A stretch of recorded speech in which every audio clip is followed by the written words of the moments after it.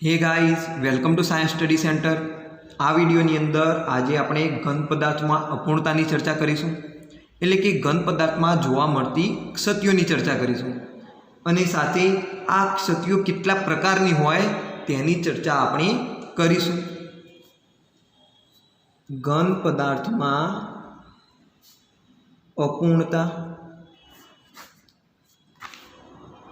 तो स्फटिकमय घन पदार्थ में घटक कणों की क्रमबद्ध नियमित गोठवणी होय, परंतु क्यारेक आ नियमित गोठवणी में अनियमितता जोवा मळे छे। आ जे अनियमितता जोवा मळी तेने आपणे क्षतिओ कहीए छीए। तो घन पदार्थनो जे स्फटिक होय ए घन पदार्थ में घटक कणों की नियमित गोठवणी होय, परंतु आ नियमित गोठवणी में क्यारेक खलेल पहोंचे अने अनियमित गोठवणीओ जोवा मळे छे। आ अनियमितताने आपणे क्षति कहीए छीए। ख्याल आवी गयो? तो क्षति कोने कहेवाय? जेम के आपणे एक एक्जाम्पल लई सकीए। मानी लो कि आ एक स्फटिक छे। आ स्फटिकनी अंदर घटक कणो आ रीते गोठवायेला छे, एक पछी एक एम आ रीते एमनी गोठवणी थयेली छे। परंतु क्यारेक शुं थाय, आ स्फटिक में घटक कणों की आ गोठवणीना बदले घटक कणों कंईक आ रीते गोठवायेला होय। कोई कारणसर अहींयानो जे घटक कण हतो ए दूर थई गयो। कारण गमे ते होई शके छे। एना लीधे शुं थयुं, अहींया जे घटक कणनी गोठवणी हती, आ जे लेटिस बिंदु हतुं एना उपर जे घटक कण गोठवायेलो हतो ए दूर थई गयो। तो आना लीधे शुं थयुं, जे नियमित गोठवणी हती एमां खलेल पहोंची गई। तो तमे आने शुं कहेशो कि आ स्फटिकनी अंदर क्षति जोवा मळी, एक भूल जोवा मळी। ओके, एटले के घन पदार्थ में घटक कणों की नियमित गोठवणी होय। आ नियमित गोठवणीनी अंदर कोईकवार अनियमितता जोवा मळे छे अने आ अनियमितताने गोठवणीनी अंदर जोवा मळती आ अनियमितताने क्षति कहे छे। हवे एक कारण छे आनुं स्फटिकीकरणनी बहु झड़पी प्रक्रिया। तमने ख्याल छे के स्फटिको ए स्फटिकीकरणनी प्रक्रिया द्वारा धीमे धीमे बनता होय, परंतु क्यारेक शुं थाय, स्फटिकीकरणनी प्रक्रिया बहु झड़पी वेगे थती होय, जेना लीधे घटक कणोने एकबीजानी पासे जे नियमित गोठवणी में गोठवावुं जोईए ए गोठवाय नहीं, एनी अंदर अनियमितता जोवा मळे, एटले के क्षति जोवा मळे, क्षतिनो उद्भव थाय। एटले वन ऑफ द रीजन कयुं छे तो स्फटिकीकरण प्रक्रिया बहु झड़पी वेगे थती होय तो क्षति जोवा मळे छे। जरूरी ना होय, क्यारेक एवुं पण जोवा मळे कि स्फटिकीकरणनी प्रक्रिया बहु धीमे धीमे थती होय तो पण क्यारेक घन पदार्थनी अंदर क्षति जोवा मळे छे। एटले के आना सिवाय पण बीजा रीजन होई शके, जेम के तापमाननो वधारो। क्यारेक तापमानमां वधारो थाय तो क्षति पण जोवा मळे छे। हवे क्षतिना प्रकारोनी वात करीए तो क्षतिना बे प्रकारो छे। क्षतिना बे प्रकारो छे, एक छे बिंदु क्षति अने बीजी छे रेखा क्षति। जेमां आपणे मात्र अभ्यास करीशुं बिंदु क्षतिनो, रेखा क्षतिनो आपणे डिटेलमां अभ्यास करवाना नथी। तो बिंदु क्षति कोने कहेवाय? तो परमाणुमां अथवा तो लेटिस बिंदुमां जे अनियमितता जोवा मळे छे एने आपणे बिंदु क्षति कहीए छीए। तो तमे एनी व्याख्या लखी शको आ रीते, परमाणु अथवा घटक कणों की नियमित गोठवणी में अनियमितता जोवा मळे छे तेने आपणे बिंदु क्षति कहीए छीए। ज्यारे रेखा क्षति में शुं होय, तो बिंदुओनी जे समग्र हरोळ होय, परमाणुनी जे समग्र हरोळ होय एनी अंदर अनियमितता जोवा मळे छे। लेटिस बिंदुओनी समग्र अथवा परमाणुओनी समग्र हरोळ में एमनी जे आदर्श गोठवणी होय तेमां अनियमितता जोवा मळे छे, जेने रेखा क्षति कहे छे। तो आपणे अभ्यास करीशुं मात्र बिंदु क्षतिनो। बिंदु क्षति तो बिंदु क्षति एटले परमाणु अथवा घटक कणोनी नियमित गोठवणीमां अनियमितता। बिंदु क्षतिने पण 3 प्रकारोमां विभाजित करी शकाय। एक तत्वयुग्मितीय क्षति, बीजू छे अशुद्धि क्षति अने त्रीजी क्षति छे बिन तत्वयोगमितीय क्षति। तो तत्वयुग्मिति एटले तत्वयुग्मितिनो तमने ख्याल हशे। तत्वयुग्मिति कोने कहेवाय? तो प्रक्रियकोना निपजोनी निश्चित प्रमाणमां जे प्रक्रिया थाय छे, केटला प्रमाणमां प्रक्रियक बीजा प्रक्रियक साथे जोडाय ए बाबतने आपणे शुं कहीए छीए? तत्वयुग्मिति कहीए छीए। एटले के अहींया तमे तत्वयुग्मितिने ए रीते समजी शको के जे अहींया घटक कणो रहेला होय, निश्चित प्रमाणमां रहेला होय, तमे तत्वयुग्मितीय क्षतिने आयनीय घन पदार्थना उदाहरण द्वारा सारी रीते समझी शको। तो આપણે પહેલા ચર્ચા કરીશું તત્વયુગ્મિતીય ક્ષતિની, ત્યારબાદ આપણે અશુદ્ધિ ક્ષતિની ચર્ચા કરીશું અને છેલ્લે આપણે બિન તત્વયુગ્મિતીય ક્ષતિ જોઈશું। તો ટાઇટલ આપી દો તત્વયુગ્મિતીય ક્ષતિ।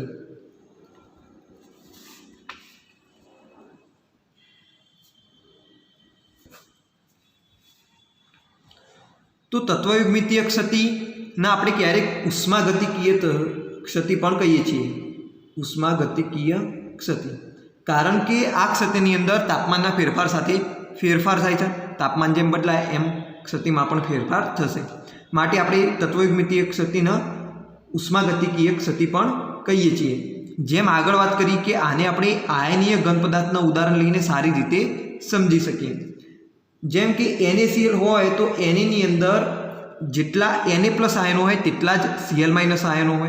तो ज्यारे पण तत्वयुग्मितीय क्षति जोवा मळशे NaCl मां तो आ Na+ અને Cl- आयनना प्रमाणमां फेरफार थशे नहीं। जेटला Na+ आयनो होय तेटला ज शुं हशे? Cl- आयनो हशे।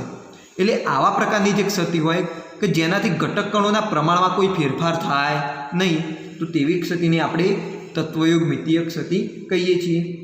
तो आपणे लखी सकीए कि Na+ અને Cl- आयनोना प्रमाणमां कोई फेरफार थतो नथी तत्वयुग्मितीय क्षतिनी अंदर। हवे तत्वयुग्मितीय क्षतिने पण 2 प्रकारमा विभाजित करी शकाय। एटले के तत्वयुग्मितीय क्षति पण केटला 2 प्रकारनी जोवा मळे छे, जेमां एक छे रिक्त अथवा खाली क्षति।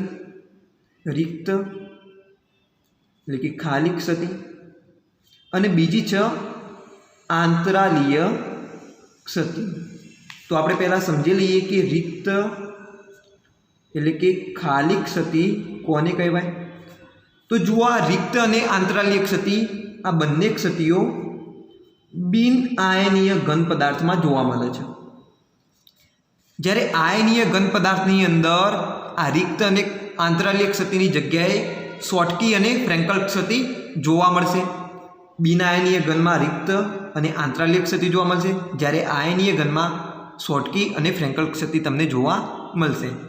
एटले के जे शॉटकी क्षति होय ए रिक्त क्षतिना जेवी ज हशे, ज्यारे जे फ्रेंकल क्षति हशे ए आंतरालीय क्षति जेवी ज हशे। तो जोईए पहला रिक्त क्षति कोने कहेवाय? तो रिक्त एटले खाली जग्या। एटले के केटलाक लेटिस जे स्थानो होय, लेटिस स्थान कि ज्यां घटक कण गोठवायेलो होय त्यां घटक कण गोठवायेलो हशे नहीं, त्यां खाली जग्या हशे। एटले के रिक्त क्षति उद्भवी तेम आपणे कही शकाय। तो जो दाखला तरीके आ एक स्फटिक छे, आ स्फटिकनी अंदर अहींया घटक कण अणु अथवा तो परमाणु, कारण के आ बिन आयनीय घनमा ज जोवा मळशे एटले अहींया घटक कण तरीके कोण होई शके? अथवा तो अणु होई शके अथवा परमाणु होई शके। तो आ प्रकारनी गोठवणी थयेली होवी जोईए नियमित। परंतु शुं थाय? अहींया जे घटक कण होय अहींया पण एक घटक कण आवशे, परंतु ए घटक कण अहींया होय नहीं। अहींया शुं होय? खाली जग्या होय, अवकाश होय। तो आवा प्रकारनी जे क्षति उद्भवी एने आपणे शुं कहीशुं? रिक्त अथवा तो खाली क्षति कहीशुं। अहींया जुओ आ स्थान पर एक घटक कण आवो जोईतो हतो, परंतु अहींया घटक कण हाजर नथी, एटले आवा प्रकारनी क्षतिने आपणे रिक्त क्षति कहीए छीए। केटलाक લેટી સ્થાન ખાલી હોય છે। હવે જુઓ, જે આદર્શ ગોઠવણી હતી એની અંદર અહીંયા ઘટકકણ હોવો જોઈતો હતો, બરોબર। રિક્ત ક્ષતિની અંદર ઘટકકણ ગેરહાજર છે, તો ઘનતામાં શું ફેરફાર થશે આદર્શ ગોઠવણીની સાપેક્ષે? તો તમે કહી શકો કે ઘન પદાર્થની ઘનતા ઘટશે, કારણ કે જુઓ કદ તો એમના એમ જ છે, કદમાં ફેરફાર થતો નથી, પરંતુ અહીંયા ઘટકકણ ગેરહાજર છે એટલે કે દળમાં ઘટાડો થયો, અને દળમાં ઘટાડો થયો માટે ઘનતા ઘટશે। તો આવું તમે કહી શકો।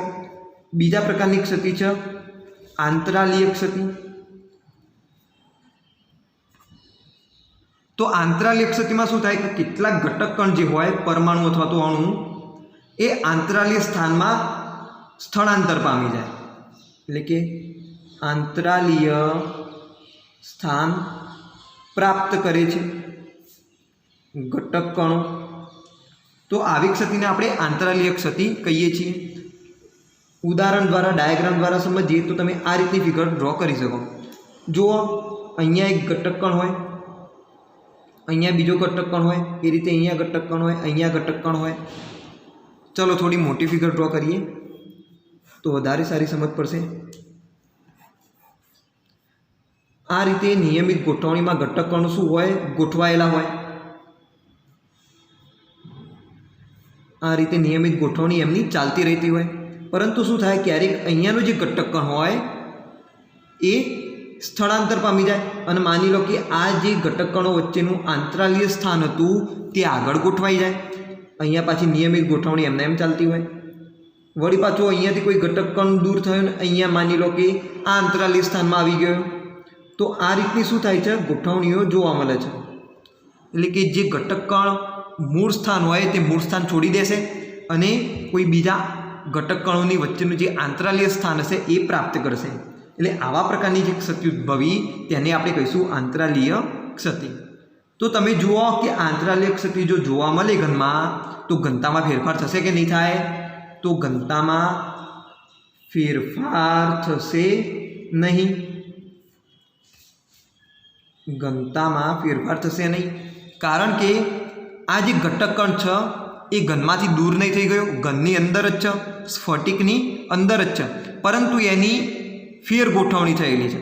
અહીંયા પહેલાં હતો ઘન પદાર્થ, આ ડોટેડ લાઇનથી દર્શાવી દઈએ, ત્યાંથી આ ઘન પદાર્થ ક્યાં જતો રહ્યો? અહીંયા જતો રહ્યો। અહીંયા એક ઘન પદાર્થનો જે ઘટકકણ હતો આ તરફ હતો, અને અહીંયાથી એ સ્થળાંતર પામીને અહીંયા આવી ગયો। તો ઘટકકણ તો જેટલા પહેલાં હતા એટલા જ છે હવે, એટલે કે અહીંયા દળમાં ફેરફાર થયો નહીં, કદ તો એમના એમ જ હતું, એટલે દળમાં ફેરફાર ના થયો માટે ઘનતામાં ફેરફાર થયો નહીં। તો આ હતી રિક્ત ક્ષતિ અને આંતરાલીય ક્ષતિ। તો એકવાર ફરીથી રિવિઝન કરી દઈએ। રિક્ત ક્ષતિ એટલે કે કેટલાક લેતી સ્થાન શું હોય અહીંયા ખાલી હોય, ઘટકકણ કોઈકવાર કોઈ બિંદુ આગળથી ગાયબ થયેલો હોય, એટલે ત્યાં આગળ શું આવી જાય? અવકાશ આવી જાય, અને ઘનતામાં તમે શું કહી શકો કે ઘનતામાં ઘટાડો થયો તેમ કહી શકો, કારણ કે અહીંયા દળ ઘટી ગયું, કદ તો સેમ જ હોય। આંતરાલીય ક્ષતિની જો વાત કરીએ તો ઘટકકણો એમના મૂળ સ્થાનેથી દૂર થઈને આંતરાલીય સ્થાન પ્રાપ્ત કરે છે, અને ઘનતામાં અહીંયા કોઈ ફેરફાર થશે નહીં, કારણ કે કદ તો એમના એમ જ હોય, અને પહેલાં જેટલા ઘટકકણ હતા હવે પણ એટલા જ ઘટકકણો છે, માટે દળમાં પણ કંઈ ફેરફાર થશે નહીં, એટલે તમે એમ કહી શકો કે ઘનતામાં ફેરફાર થશે નહીં। તો હવે આ બે જે ક્ષતિઓ હતી એ માત્ર બિન આયનીય ઘન પદાર્થની અંદર જ જોવા મળશે, પરંતુ જો આયનીય ઘન પદાર્થ હોય તો તેની અંદર આ રિક્ત ક્ષતિ હોય એ ક્ષતિને આપણે કહીશું શોટકી ક્ષતિ, અને જે આંતરાલીય ક્ષતિ હોય એને આપણે કહીશું ફ્રેન્કલ ક્ષતિ। ઓકે, તો તમે એમ પણ કહી શકો કે 4 પ્રકારની ક્ષતિઓ જોવા મળે છે। તો આપણે ત્રીજા પ્રકારની ક્ષતિ જોઈએ, શોટકી ક્ષતિ। તો જે શોટકી ક્ષતિ હોય, શોટકી ડિફેક્ટ, એ કોના જેવી હશે? તો રિક્ત ખાલી ક્ષતિના જેવી જ, એટલે કે ઘટકકણ પોતાના મૂળ સ્થાનેથી દૂર જ થઈ જાય, ઘન પદાર્થમાંથી જ દૂર થઈ જાય, ત્યાં આગળ શું આવી જાય? અવકાશ આવી જશે। તો આવા પ્રકારની ક્ષતિને આપણે શોટકી ક્ષતિ કહીશું। પરંતુ આ ક્ષતિ કેવા ઘન પદાર્થમાં જોવા મળશે? તો આયનીય ઘનમાં જોવા મળશે। હવે જુઓ, આયનીય ઘન પદાર્થ હોય તો એની અંદર ધન આયન અને ઋણ આયન બંને પ્રકારના આયનો રહેલા હોય, અને આપણને ખબર છે કે સંયોજન હોય એટલે કે એ કેવું હોય, તટસ્થ હોય, માટે વિદ્યુતીય તટસ્થતા જળવાઈ રહે એટલે અહીંયાથી જે આયનો દૂર થયેલા હશે, ધન આયન અને ઋણ આયન, એ સરખા પ્રમાણમાં દૂર થયેલા હશે। કેમ? તો વિદ્યુતીય તટસ્થતા જાળવવા માટે, વિદ્યુતીય તટસ્થતા જાળવવા માટે અહીં આ પ્રકારની સ્થિતિમાં ધન આયન અને ઋણ આયન સરખી સંખ્યામાં અથવા તો સરખા પ્રમાણમાં ગુમ થયેલા હોય છે। ખ્યાલ આવી ગયો? તો આને આપણે સમજી શકીએ આ રીતે। આ માની લો કે એક સ્ફટિક છે, ચોરસ સ્ફટિક, એની અંદર અહીંયા ધન આયન હશે, બાજુમાં અહીંયા ઋણ આયન હશે, અહીંયા ધન આયન હશે, ઋણ આયન હશે। હવે જો આયનીય ઘન પદાર્થો હોય તો ધન આયન સાથે ઋણ આયન જ અડકેલો હોય, ટચ થયેલો હોય। ધન આયન ક્યારેય ધન આયનનો ટચ નહીં થાય, ઋણ આયન ક્યારેય ઋણ આયનનો ટચ થશે નહીં। જો ટચ થાય તો અસ્થિર બની જાય સ્ફટિક, અને એવું શક્ય બનશે જ નહીં। એટલે યાદ રાખજો, ધન આયનની બાજુમાં શું હશે? ઋણ આયન હશે, ઋણની બાજુમાં ધન હશે। અહીંયા પાછું શું હોય? ધન આયન હોય। એવી રીતે અહીંયા ઋણ આયન આવે, અહીંયા ધન આયન આવે। હવે અહીંયા શું આવે? ઋણ આયન આવે, પરંતુ અહીંયા શોર્ટકી ક્ષતિ ઉદ્ભવ, એટલે કે ઋણ આયન પોતાના સ્થાનેથી ગુમ થઈ જાય, સ્ફટિકમાંથી જ દૂર થઈ જાય। એટલે અહીંયાથી શું થઈ ગયું? અહીંયા ખાલી જગ્યા પડી રહી। એના પછી પાછું અહીંયા શું આવે? ધન આયન આવે, અહીંયા પાછું ઋણ આયન આવે, અહીંયા પાછું શું આવે? ધન આયન આવે। પરંતુ અહીંયાથી પાછું શું થઈ ગયું? ધન આયન દૂર થઈ ગયું, અને અહીંયા અવકાશ આવી ગયો, અહીંયા પાછું ઋણ આયન, એવી રીતે ધન આયન, અહીંયા ઋણ આયન, પાછું અહીંયાથી કોઈ ધન આયન દૂર થઈ ગયું, અહીંયા પાછું શું આવશે? ઋણ આયન આવશે, વળી પાછું અહીંયા ધન આયન આવશે, અને અહીંયાથી પાછું કોઈ ઋણ આયન હશે એ દૂર થઈ જશે, અહીંયા ધન આવશે, અને અહીંયા પાછું શું આવશે? ઋણ આવશે। ઓકે, તો આ રીતની શું હોય? કંઈક ગોઠવણી જોવા મળશે। હવે તમે અહીંયા નોટિસ કરો કે અહીંયા પહેલાં શું હતો? ઋણ આયન હતો, એ દૂર થઈ ગયું, અહીંયા પહેલાં ધન આયન હતો, એ દૂર થઈ ગયું, અહીંયા પહેલાં ધન આયન હતો, એ દૂર થઈ ગયું, અને અહીંયા ઋણ આયન હતો, એ દૂર થઈ ગયું। તો આ સ્ફટિકની ગણતરી કરો તો તમે 1 અને 2, 2 ઋણ આયનો દૂર થયા અને 2 ધન આયનો દૂર થયા। એટલે કે જે પણ આયનો અહીંયાથી દૂર થશે એ સરખી સંખ્યામાં દૂર થશે। ઓકે, કારણ કે અહીંયા તત્વયોગ મિતિ જળવાઈ રહેવી જોઈએ। આપણે કઈ ક્ષતિનો અભ્યાસ કરીએ અત્યારે? તત્વયોગ મિતિનો અભ્યાસ કરીએ છીએ, તત્વયોગ મિતિય ક્ષતિનો અભ્યાસ કરીએ છીએ। તો જેટલા પણ ધન આયનોની સંખ્યા દૂર થશે એટલા જ ઋણ આયનોની સંખ્યા દૂર થશે। ખ્યાલ આવી ગયો? તો આ પ્રકારની જે ક્ષતિ છે એની આપણે કહીશું શોર્ટકી ક્ષતિ। તો જો તમારે શોર્ટમાં યાદ રાખવું હોય તો તમે એમ કહી શકો કે અહીંયા ધન આયનો અને ઋણ આયનો શોર્ટ થઈ ગયા। શોર્ટ થઈ જવું મતલબ દૂર થઈ જવું, ટૂંકું થઈ જવું, એમ કોણ તમે? એટલે કે શોર્ટ થઈ ગયા, એમ પણ તમે આને સમજવા માટે, યાદ રાખવા માટે આવું વિચારી શકો। ઓકે, હવે વિચારો કે ઘનતામાં શું ફેરફાર થશે? તો અહીંયા જુઓ, ઘટક કણો દૂર થઈ ગયા, ઘટક કણોની સંખ્યા ઘટી ગઈ, એટલે દળ ઘટી જશે, દળ ઘટી જાય તો ઘનતા પણ ઘટી જાય, ઘનતામાં ઘટાડો જોવા મળશે। હવે જે શોર્ટકી ક્ષતિ જોવા મળે છે ઘન પદાર્થની અંદર, એક સિગ્નિફિકન્ટ હોય, એટલે કે ગણતરીમાં લઈ શકાય એટલી વેલ્યુમાં એ જોવા મળે છે। દાખલા તરીકે NaClમાં જો વાત કરીએ તો NaClમાં ઓરડાના તાપમાને 1 સેન્ટીમીટર ક્યુબ કદમાં લગભગ 10⁶ જેટલી શોર્ટકી ક્ષતિ જોવા મળે છે। કેટલા? 10⁶ જેટલી, 10⁶ જેટલી આ રીતે લખી દઈએ તો 1 સેન્ટીમીટર ક્યુબ કદમાં 10⁶ શોર્ટકી ક્ષતિ જોવા મળે છે। હવે NaClનું જો તમે 1 સેન્ટીમીટર ક્યુબ કદ લો તો 1 સેન્ટીમીટર ક્યુબ કદમાં 10⁻22 જેટલા આયનો રહેલા હોય છે, ધન આયન અને ઋણ આયન, એટલે કે NaClના Na પ્લસ અને Cl માઇનસ આયનો કેટલા હશે? 10⁻22 જેટલા હશે 1 સેન્ટીમીટર ક્યુબ કદમાં। હવે 1 સેન્ટીમીટર ક્યુબ કદમાં કેટલા શોર્ટકી ક્ષતિ ઉદ્ભવી? તો 10⁶ જેટલી। तो તમે એમ કહી શકો કે 10⁶ જેટલી શોટકી ક્ષતિ એ 10⁻² આયનોમાં જોવા મળી, બરાબર ને? 10⁻² જેટલા આયનો હશે ત્યારે 10⁶ જેટલી શોટકી ક્ષતિ જોવા મળશે. શેમાં? તો NaClના સ્ફટિકમાં અને ઓરડાનું તાપમાન, બરાબર. સ્વાભાવિક વસ્તુઓ તાપમાનમાં જો ફેરફાર થશે તો જે ક્ષતિઓ જોવા મળે છે એમાં પણ ફેરફાર થશે. તો આ તો મળી 10⁻² આયનોમાં. તો એમ વિચારો કે એક શોટકી ક્ષતિ કેટલા આયનોમાં જોવા મળશે? તો આપણે ત્રીજી રાશિ મૂકી શકીએ, એક જેટલી શોટકી ક્ષતિ કેટલા આયનોમાં જોવા મળશે, અથવા તો કેટલા આયનોએ જોવા મળશે. તો આ સિમ્પલ ત્રીજી રાશિ મૂકી, 10⁶ જેટલી શોટકી ક્ષતિ 10⁻² આયનોએ જોવા મળી. ધેરફોર એક શોટકી ક્ષતિ કેટલા આયનોએ જોવા મળશે? તો 10⁻² નીચે આવશે અને ઉપર શું છે? 1 જશે અને ઉપર 10⁻² એમના એમ, એટલે કે 10⁻18 સોરી કેટલી થશે? 22માંથી 6 જાય તો 16, એટલે કે 10⁻16 આયનોએ એક શોટકી ક્ષતિ જોવા મળશે, એમ આપણે કહી શકીએ NaClના સ્ફટિકમાં. ખ્યાલ આવી ગયો? તો આ સૌથી શોટકી ક્ષતિ હતી. બીજી અગત્યની વસ્તુ કે શોટકી ક્ષતિ કેવા પ્રકારના ઘન પદાર્થમાં જોવા મળશે? તો આયનીય ઘન પદાર્થો કે જેની અંદર ધન આયન અને ઋણ આયનનું કદ લગભગ સરખું હોય, બરાબર. એટલે શું થાય? જે ધન આયનો હોય એ આંતરાલીય સ્થાનોમાં જઈ ના શકે, કારણ કે છિદ્ર શું હોય? નાનું હોય. અને જે ધન આયન અને ઋણ આયનનું કદ હશે એ કમ્પેરેબલ હશે.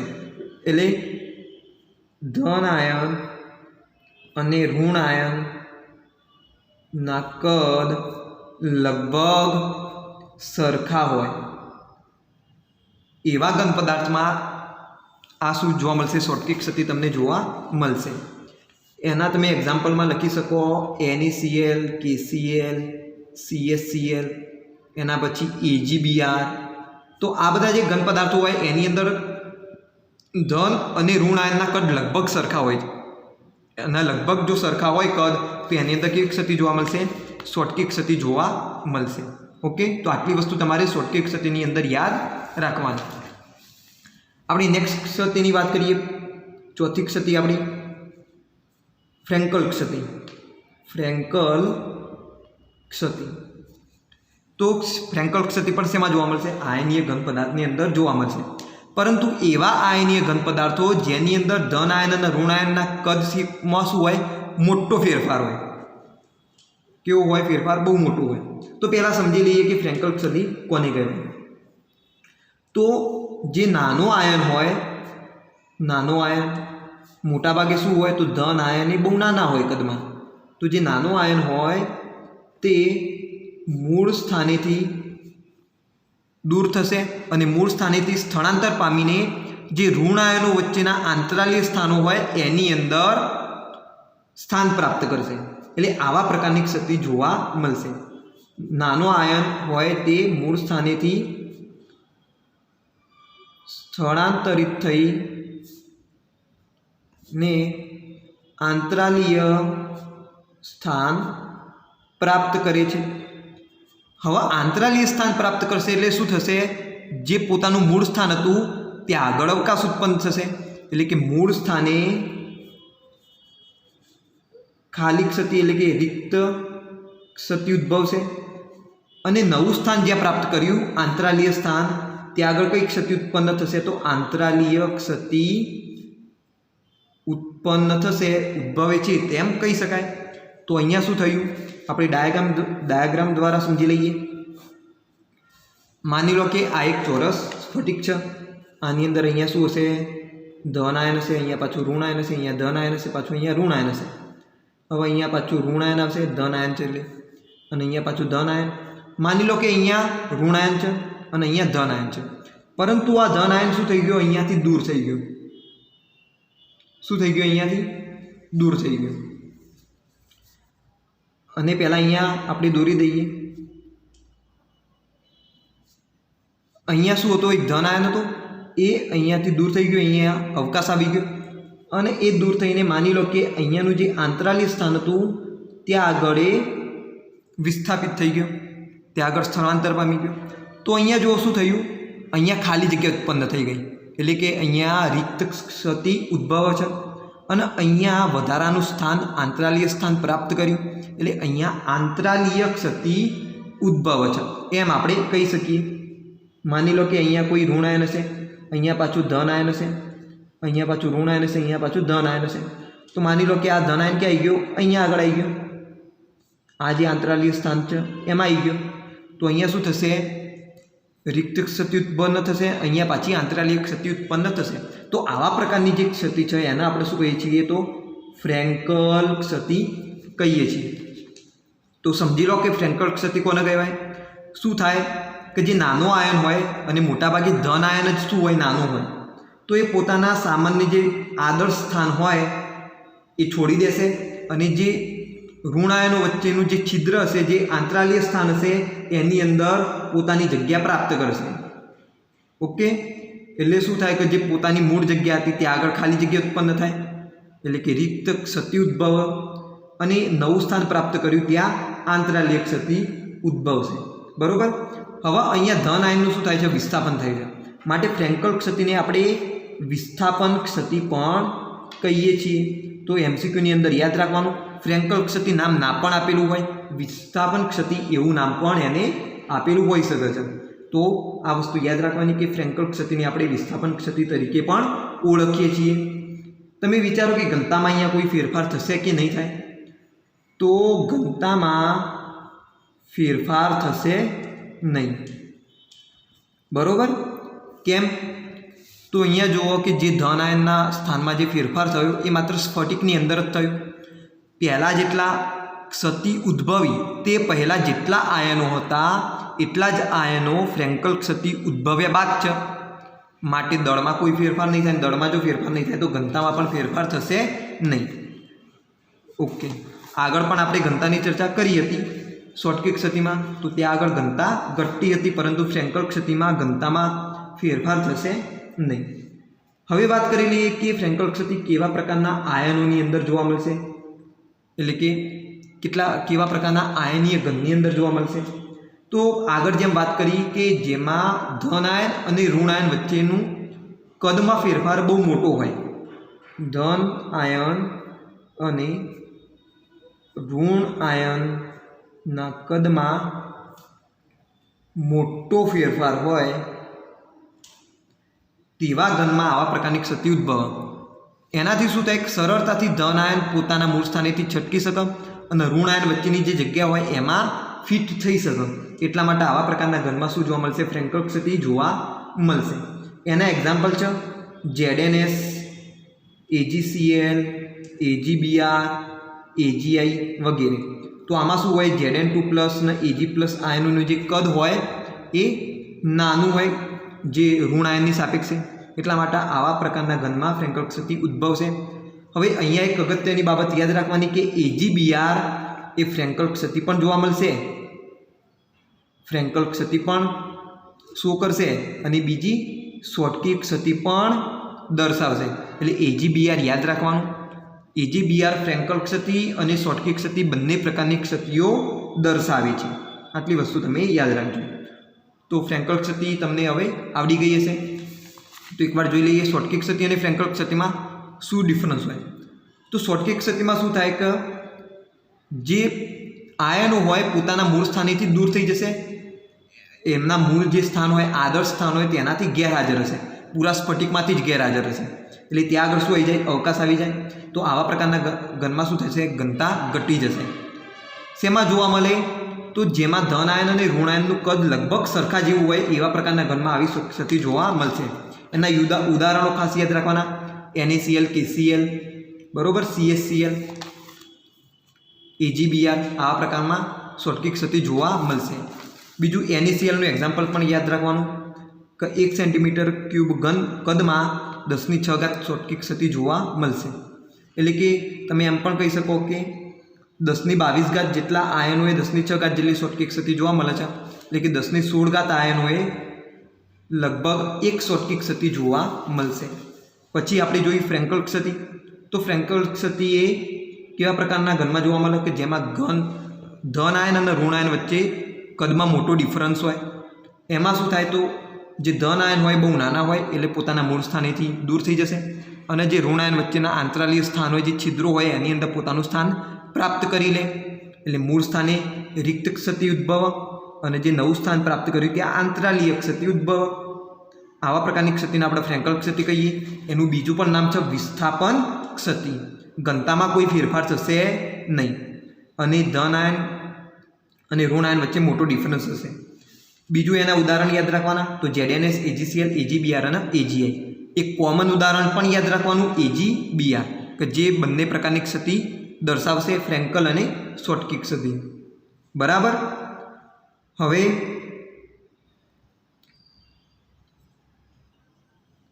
તમે જોઈ શકો છો કે જે ફ્રેન્કલ ક્ષતિ અને શોર્ટકી ક્ષતિ છે એ અનુક્રમે બિન આયનીય ઘનમાં જોવા મળતી આંતરાલીય ક્ષતિ અને રિક્ત ક્ષતિના જેવી જ છે. ઓકે, તો હવે તમને ખ્યાલ આવી ગયો છે કે તત્વયોગમિતીય ક્ષતિઓ કેવા પ્રકારની હોય. તો આ વિડીયોની અંદર માત્ર આટલું જ. નેક્સ્ટ વિડીયોની અંદર આપણે અશુદ્ધિ ક્ષતિ અને બિન તત્વયોગમિતીય ક્ષતિ વિશે ચર્ચા કરીશું.